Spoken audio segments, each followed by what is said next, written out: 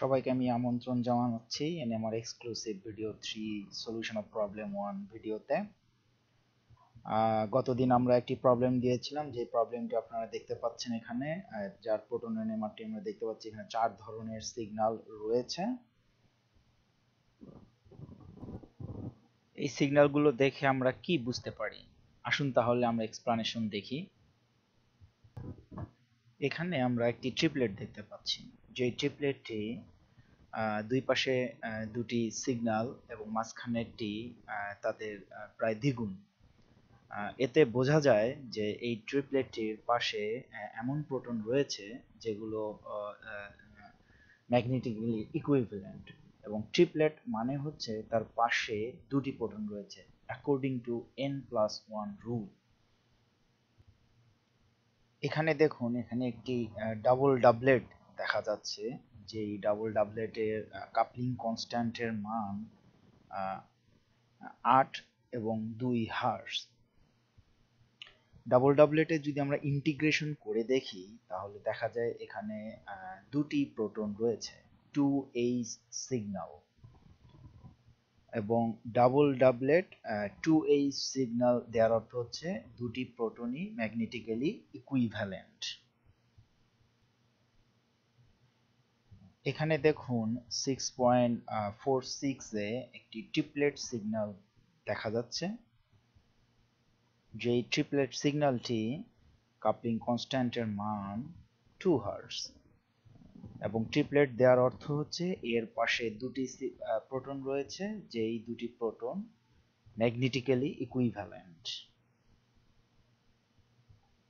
তাহলে সামগ্রিকভাবে আমরা বলতে পারছি, দেখুন 7.16 ট্রিপলেট যেটি 8 হার্টজ শো করেছে, সেই প্রোটনটি হতে পারে HM, যার দুই পাশে HZ এবং বলে আরেকটি HZ বলে দুটি প্রোটন রয়েছে, এবং এই দুটি প্রোটন ম্যাগনেটিক্যালি ইকুইভ্যালেন্ট হতে হলে তার পাশের গ্রুপ দুটিও এক হতে হবে, এক্স গ্রুপ দুটি এক হতে হবে।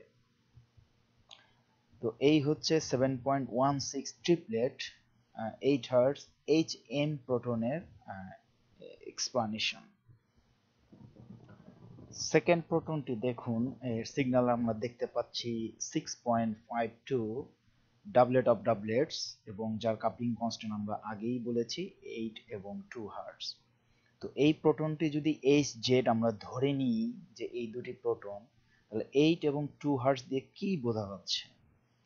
8 হার্টজ মানে হচ্ছে অর্থ কাপলিং, অ্যারোমেটিক প্রোটনের অর্থ কাপলিং, অর্থ পজিশনে যদি একটি প্রোটন থাকে তাহলে 8 হার্টজ কাপলিং কনস্ট্যান্ট শো করে। আর যদি সেই প্রোটনের মেটা পজিশনে একটি প্রোটন থাকে, যেটা আমরা ধরে নিচ্ছি HA, meta position in respect to HZ, তাহলে তার কাপলিং কনস্ট্যান্ট 2 হার্টজ, এবং এজন্যই 6.52 তে আমরা ডাবলেট অফ ডাবলেটস 8 এবং 2 হার্টজ কাপলিং কনস্ট্যান্ট পাচ্ছি। এবং অ্যারোমেটিক রিজনের থার্ড প্রোটন, যেটি সিগন্যাল 6.46 ট্রিপলেটস দিয়েছে এবং কাপলিং কনস্ট্যান্ট দেখা যাচ্ছে 2 হার্টজ, এর মানে হচ্ছে এর মেটা পজিশনে দুটি প্রোটন রয়েছে, যে দুটি প্রোটন ম্যাগনেটিক্যালি ইকুইভ্যালেন্ট। সুতরাং দেখা যাচ্ছে এইচ এর পাশে মেটা পজিশনে এইচ জেড প্রোটন দুটি রয়েছে বা থাকতে পারে, এই শর্তেই তার কাপলিং কনস্ট্যান্ট 2 হার্টজ হয়েছে।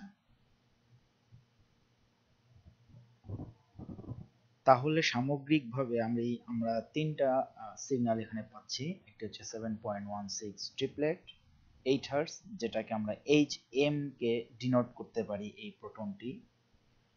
আরও আমরা দুটি প্রোটনের সিগন্যাল পেয়েছি, 6.52 ডাবল ডাবলেট 8 এবং 2 হার্টজ, এবং এই কন্ডিশনটাকে ফুলফিল করতে হলে আমাদের HZ পজিশনে সেই প্রোটনটি থাকতে হবে, এবং দেখা যাচ্ছে HZ দুটি একই সিগন্যাল শো করেছে। এবং আরেকটি সিগন্যাল আমরা পেয়েছি 6.47 ট্রিপলেট 2 হার্টজ, এবং এই প্রোটনটি হতে পারে HA, কারণ দেখুন 6.52 এর দুটি কাপলিং কনস্ট্যান্ট, একটি 8 এবং একটি 2, 8টি হচ্ছে HM এর সঙ্গে আর 2 হার্টজটি হচ্ছে 6.47 এর সঙ্গে। সুতরাং এই যে আমরা তিন ধরনের প্রোটন দেখতে পেলাম, এগুলো সবই হচ্ছে অ্যারোমেটিক প্রোটন, যেটাকে বলা হচ্ছে অ্যারোমেটিক রিজিয়ন।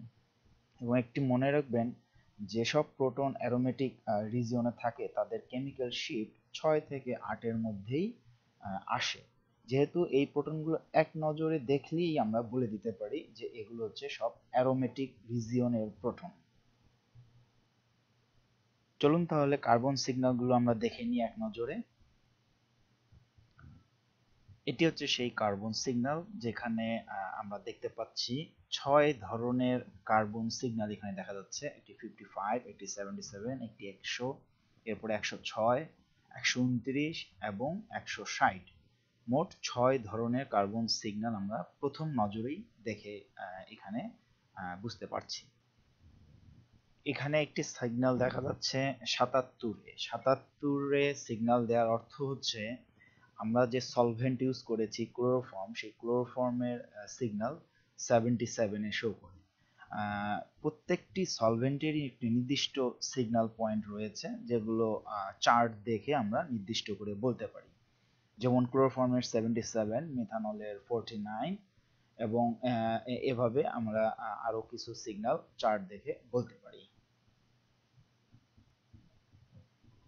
এখানে দেখুন তিনটি সিগন্যাল দেখা যাচ্ছে। যে তিনটি সিগন্যালের মধ্যে মধ্যবর্তী সিগন্যালটি প্রায় দ্বিগুণ অন্যান্যদের তুলনায়। তো আমরা যদি ইন্টিগ্রেশন করে দেখি, দেখব মধ্যবর্তী যে সিগন্যালটি 106, সেখানে দুটি কার্বন রয়েছে এবং পার্শ্ববর্তী দুটি কার্বন 129 এবং 100-তে একটি করে কার্বন সিগন্যাল দিয়েছে। একটা জিনিস মনে রাখবেন, কার্বনের সঙ্গে যদি হাইড্রোজেন যুক্ত থাকে, দ্যাট মিন্স হাইড্রোজেন যুক্ত কার্বন এর সিগন্যাল ইন্টেন্সিটি অত্যন্ত বেশি হয় এবং সহজেই সেগুলো আমরা স্পেকট্রাম দেখে বের করে ফেলতে পারি। এখানে দেখুন 160 একটি সিগন্যাল, যেটির ইন্টেন্সিটি বাকি তিনটি সিগন্যালের তুলনায় অত্যন্ত কম। আপনাদেরকে বলতে পারি যে 160 অ্যারোমেটিক রিজিয়নের যদি সিগন্যাল হয়ে থাকে, তাহলে সেখানে একটি অক্সিজেন বিদ্যমান এবং এই অক্সিজেনের প্রভাবেই এই কার্বনটির সিগন্যাল 160-এ চলে এসছে এবং এর ইন্টেন্সিটি দেখে বোঝা যাচ্ছে যে এই কার্বনে কোনো হাইড্রোজেন নেই। তো আপনাদের জানানোর জন্য বলছি যে অ্যারোমেটিক রিজনে যে কার্বনে হাইড্রোজেন থাকবে তার মান 100 থেকে 135-এর মধ্যেই আমরা পেয়ে যাব। 135-এর বেশি যত মানেরই আসুক না কেন, সেগুলোতে কোনো হাইড্রোজেন নেই এবং সেগুলো হয়তোবা অক্সিজেন অথবা নাইট্রোজেন বা অন্য কোনো গ্রুপ দিয়ে প্রতিস্থাপিত হয়েছে। এই সিগন্যালটি দেখুন, এটি 55.22-তে দিয়েছে এবং এটি একটি এলিফ্যাটিক রিজিওনাল সিগন্যাল। আমরা প্রোটনে নেমারে দেখেছিলাম 6টি হাইড্রোজেন দেখা গিয়েছে 3.85-এ। তো সুতরাং সেই মিথাইল প্রোটনগুলিকে কার্বন 55-এ আসার অর্থ হচ্ছে তার মানে সেই মিথাইল গ্রুপের সামনে কোনো একটি অক্সিজেন রয়েছে। দ্যাট মিনস অক্সিমিথাইল গ্রুপ এই 55 রিজিয়নে আপনার কার্বন সিগন্যাল দিয়ে থাকে।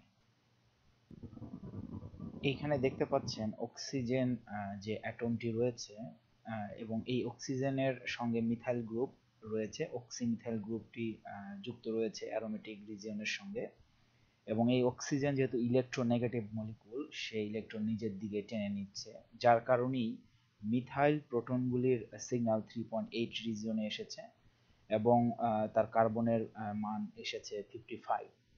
এবং এই অক্সিমিথাইল গ্রুপটি যেহেতু অ্যারোমেটিক কার্বনের সঙ্গে যুক্ত, সেই কার্বনটিরও মান কিন্তু দেখুন 160 ppm শো করছে। সুতরাং আমরা বলতে পারি অক্সিজেন নিজের দিকে ইলেকট্রন টেনে নিচ্ছে এবং সে ডিশিল্ডিং ইফেক্ট শো করছে, যার কারণে মিথাইল প্রোটনের মান এবং সেই অ্যারোমেটিক রিজিয়নের কার্বনের মান সবই হায়ার ভ্যালু শো করছে। Higher value of chemical shift means lower field. হ্যাঁ, তো আমরা লোয়ার ফিল্ডে দেখতে পাচ্ছি সেই কার্বনগুলো বিদ্যমান।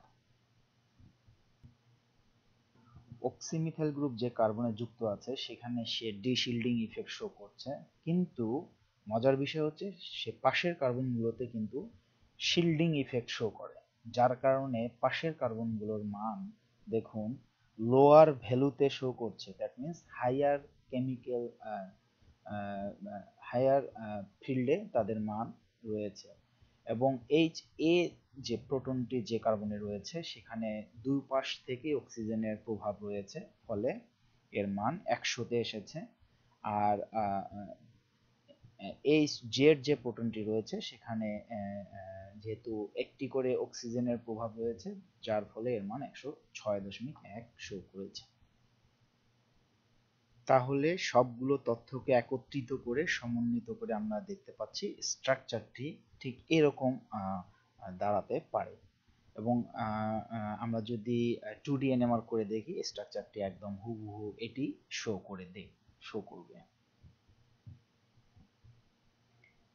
এই ভিডিওটা দেখে আমরা কি কি জিনিস শিখতে পারি আমরা এক এক করে সেগুলো পয়েন্ট আউট করি। চলুন দেখি তাহলে। প্রথমত যেটি আমাদের সবার আগে জানতে হবে সেটি হচ্ছে n+1 rule. The proton that has n protons in neighbor will give n+1 signal. That means একটি প্রোটনের পাশে যদি nটি প্রোটন থাকে তাহলে সেই প্রোটনটির মান সিগন্যাল দিবে n+1। তাহলে আমরা n+1 রুলটিকে এখানে যেভাবে ব্যবহার করেছি তা দেখুন। 7.16 এ 3 সিগন্যালস দিয়েছে, দ্যাট মিনস ট্রিপলেট। ট্রিপলেট মানেই হচ্ছে তার পাশে দুটি প্রোটন রয়েছে, এবং যেহেতু ট্রিপলেটগুলোর ইন্টেন্সিটি 1:2:1 এই রুল ফলো করেছে, সুতরাং দুটি প্রোটনই সমভাবে ম্যাগনেটিক্যালি ইকুইভ্যালেন্ট। অর্থোকাপলিং মানে হচ্ছে দুটি প্রোটনের মাঝখানে কাপলিং কনস্ট্যান্ট 8 হার্টজ হলে তাদেরকে আমরা অর্থোকাপলড প্রোটন বলতে পারি।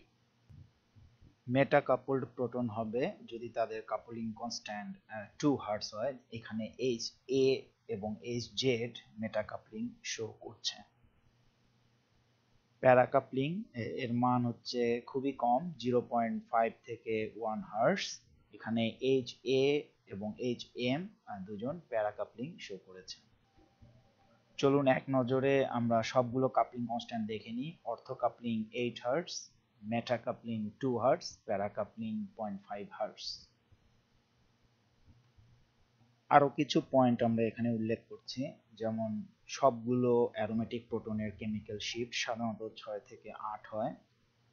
অক্সিজেনেটেড মিথাইল গ্রুপ এর কেমিক্যাল শিফট 3.7 থেকে 3.9 হয়ে থাকে, যেখানে নরমাল মিথাইল গ্রুপগুলো 0.8 থেকে 2 ppm শো করে। এবং অক্সিজেন বাইন্ডেড অ্যারোমেটিক কার্বনের কেমিক্যাল শিফট সাধারণত 140 থেকে 165 ppm এই রেঞ্জে থাকে। আর যদি অক্সিজেন না থাকে যে অ্যারোমেটিক কার্বনে, সেটি সাধারণত 100 থেকে 135 এর মধ্যেই থাকে। আর হাইড্রোজেন কন্টেইনিং অ্যারোমেটিক কার্বন অবশ্যই তাদের শার্প পিক হবে, এবং সেগুলো 100 থেকে 135 এর মাঝেই সিগন্যাল দিয়ে থাকে।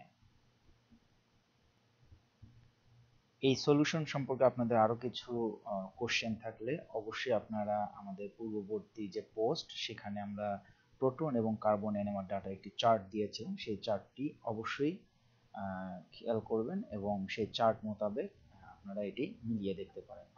আজকের মতো এখানেই শেষ। আপনারা ভালো থাকুন, সুস্থ থাকুন। খোদা হাফেজ।